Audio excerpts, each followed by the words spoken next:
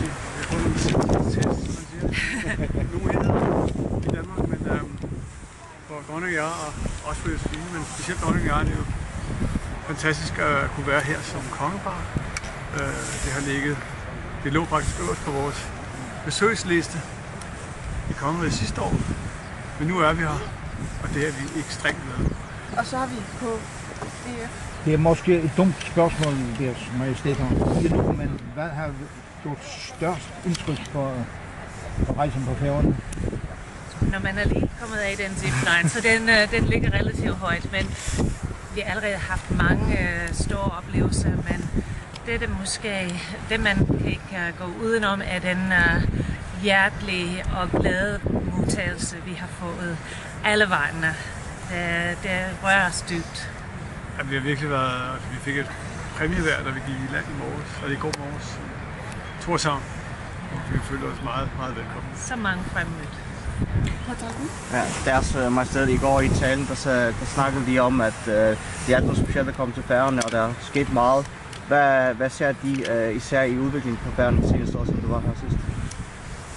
Hver gang jeg er på Færøerne, så ser jeg en udvikling både til land, altså på landet, men også hos den enkelte færing, som jo er mod på at tage fat om at være sådan ret entreprenant. Det synes jeg lægger mærke til. Der er virkelig en vilje og en interesse i at udvikle sig. Har vi Danmarks Radio? De har jo været flere gange på Færøerne. Færøerne er et sted i forandring i øjeblikket. Hvordan har de selv oplevet de forandringer, der er sket siden de sidst var? Jamen, jeg sagde før, at jeg synes, det er en udvikling i virkeligheden. Altså, Færøerne er under en rivende udvikling, og det ser vi både i form af bygninger, der skyder op, og velstand, der øges. Men jeg synes også, at forsøge at møde færinger, som ligesom er småentreprenante eller heleentreprenante, og virkelig tager stor glæde og stolthed i at kunne udvikle sig på den måde.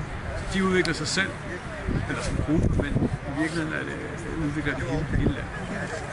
Men jeg kan kun bakke op om det allerede er blevet sagt, men det er et stærkt land, et stolt folkefærd, men en meget kreativ folkefærd. Men vi også mærker tydeligt det, vi har til fælles.